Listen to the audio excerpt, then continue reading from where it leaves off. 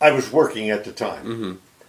and I looked around and could not foresee me working as a draftsman for the next 30 years with an eye shade. Mm-hmm. And in addition, there was a desire to serve. I felt it'd be rather exciting to join the Marine Corps. Korea had just was 6 months old, and I felt there was plus the draft was still, you kind of mix all those things together, but I think the primary thing I wanted to serve. I felt now was the time to serve. I was having, as I remember, we're at my cousin's house, and in Baltimore, and we were just finishing lunch, or we had a picnic or something, and listening to the radio. There was no television in those days. All we had was a radio. The radio was on, and it was one of those, we interrupt this broadcast to bring you, and just, we're at war. Of course, you relied on your parents who had lived through World War I, and my uncle and me, and just couldn't visualize a sneak attack on the U.S. And then, of course, the following day or 2 days later, when the president made his famous day of infamy, we were. Had I been old enough, I would have gotten in line like everybody else to the sneak attack on us. Nobody has. We're going to make them pay. And my cousin, who was there with us, quit high school and enlisted in the Marine Corps, and unfortunately was killed on Okinawa. But just 3 years ago, the high school issued all those young men who had quit high school. Oh, really? They gave them diplomas. Wow. Yeah. So her name What is on board. was that? A school in Baltimore? Yeah, Baltimore Poly. Oh well. So yeah, but you'd have to be there. Again, I was 45, 13 years old. You'd have to be there to see the outpouring of patriotism and desire to serve, because this was war. I mean, Right. The European War. There was a big move for isolationists, and Right, we were not, exactly. because people remember World War Exactly. One. We were not going to get involved in that trench warfare where you died, but I mean, Bibi's father was in World War One, Right. and so here though we have been. It was and nothing bothers Americans more than underhanded sneak, and we lost 2,400 people there. So I remember roughly that many, and so everybody, it was an outpouring across party lines, across ethnic lines. Serve. That was it. And you talked about earlier about the blacks. They served in the thousands of, but in segregated units. Right. Very, very good units. I mean, you got the Tuskegee Airmen, which are the most famous black unit. But you had transportation guys who built the Alaskan Road, but black engineers. So you had this tremendous outpouring. You had the Japanese Americans in East Side who formed the most highly decorated combat team of 442, I think it is. So the point being is that it was a coming together of every ethnic group in America to fight. As a young Marine, first as enlisted, then an officer, it really had little effect on us serving. The people that appeared to be his impact on was Hollywood, unions. The big thing is we should never be second fiddle to Russia. So that was a feeling throughout. But as far as a direct impact, very little at our level. Space was way out there. I was an infantryman. In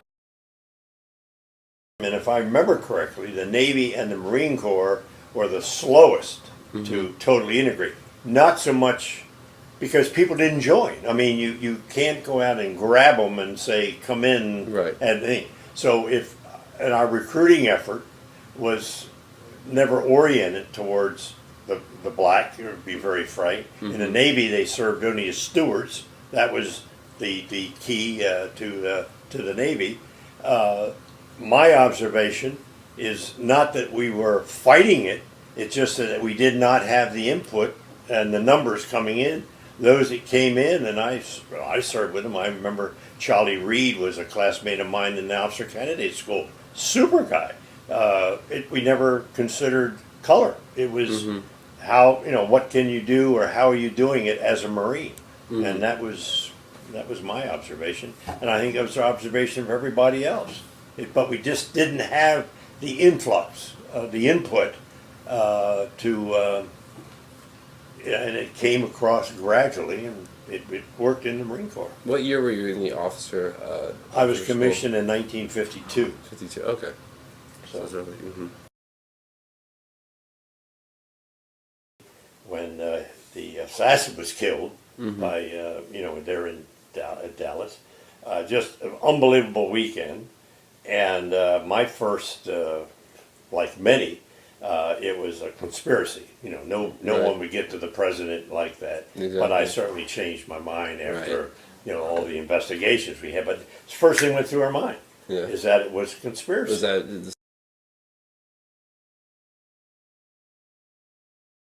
Fighting with minimal amphibious operations, although we did have some small ones, along the coast to get behind certain VC units.